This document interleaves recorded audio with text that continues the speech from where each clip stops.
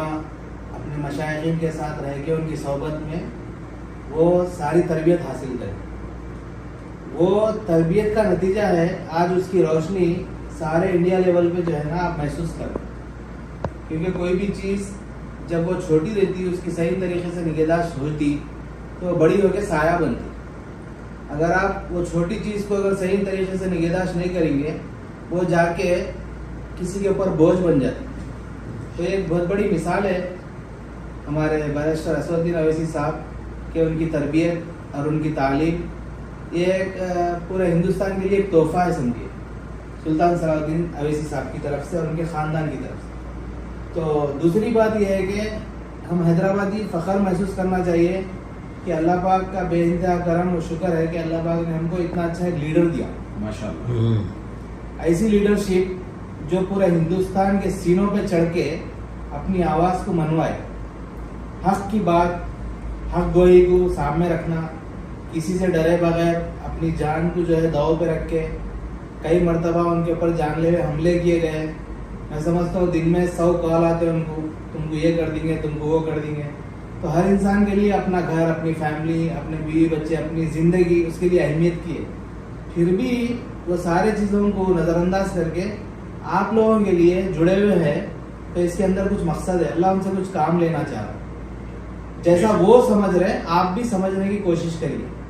میں سارے ہندوستان کے ہندوستانیوں سے کہنا چاہ رہا ہوں, کوئی اس میں مذہب, کوئی اس میں جو ہے وہ نہیں ہے, بھید بھاؤ نہیں ہے. ہر آدمی, ہر اردو, انگلش, عربی, تیلگو جو بھی جاننے والا ہے اس کو سمجھنا چاہیے یہ بات کہ لیڈر بول رہا کیا اور اس کو اس چیز کی ضرورت کیا ہے, یہ ہمارے لیے کیا چاہ رہا ہے. یہ چیز کو ہم جانچنا اور کوئی بھی چیز کو ایزی نہ لینا. رہا مسئلہ اسد الدین اویسی صاحب, ان کی سیاسی نظر ماشاءاللہ بہت تیز ہے اور بہت پختی ہے. وہ جس کسی کو بھی جہاں سے بھی وہ چنتے اپنا لیڈر بنا کے پیش کرتے تو اس کے اندر ایک بہت بڑی مصلیت ہے.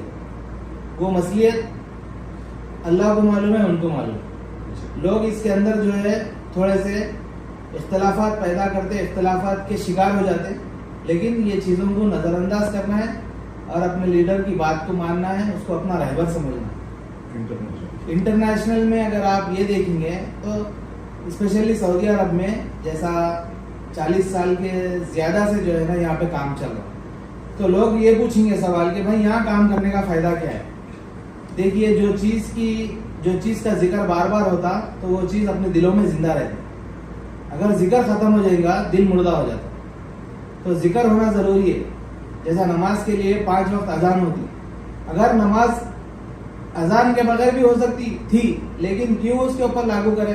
وہ اس لیے لاگو کرے کہ لوگ کے دلوں میں جائے, وہ اللہ کا نور دلوں میں جائے, اللہ تعالیٰ ڈرا کے لوگوں کو اپنی طرف بلائے.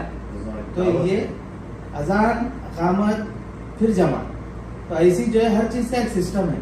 تو جب تک آپ اس کے بارے میں بات کرتے رہیں گے تو اس کی محبت دلوں میں اترتی رہے گی. جب آپ اس کے بارے میں بات نہیں کریں گے وہ دلوں سے ختم ہوتے جائے گی.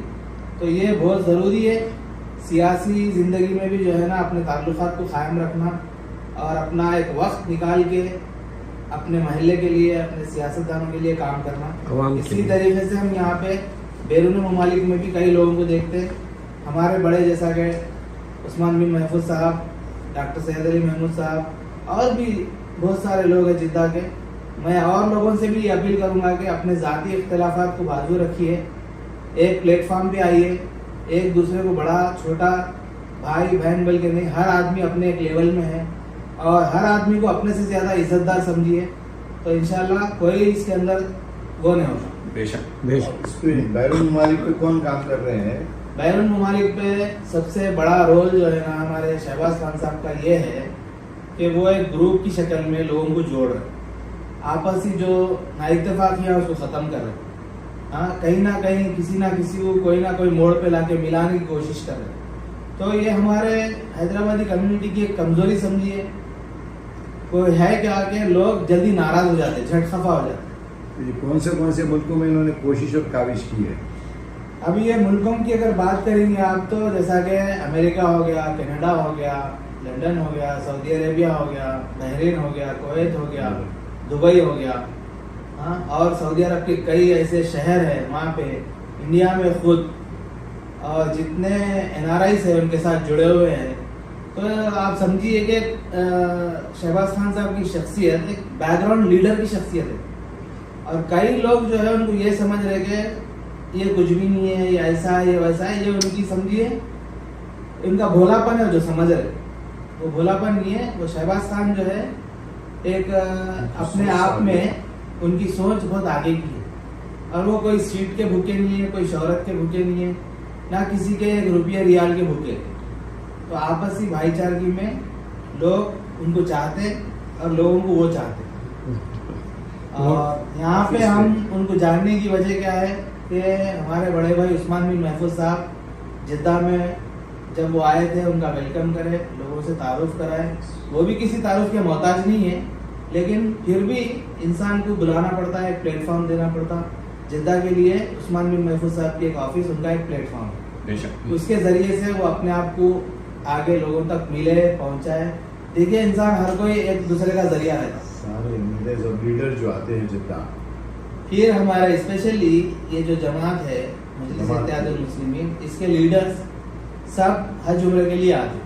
جب آتے اللہ کے گھر کا زیارت ہو گئی, مدینہ منورہ کی زیارت ہو گئی, اس کے بعد سیدھا وہ رخ کرتے تو جدہ کی طرف کرتے. وہ رخ کرنے کی وجہ کیا ہے کہ یہاں پہ ہمارے پارٹی کے چاہنے والے لوگ یہاں پہ موجود ہیں. ان سے ملنا, ان سے ملاقات کرنا, ان کی کچھ سننا, ان کو کچھ سنانا, یہ ایک دلی تعلق ہے, وہ اللہ کی طرف سے قائم ہے. تو یہ ایک مرکز ہے, سمجھیے ہندوستانیوں کا ایک مرکز ہے جو آ کے سب پوری دنیا سے آ کے یہاں جڑتے, ملتے.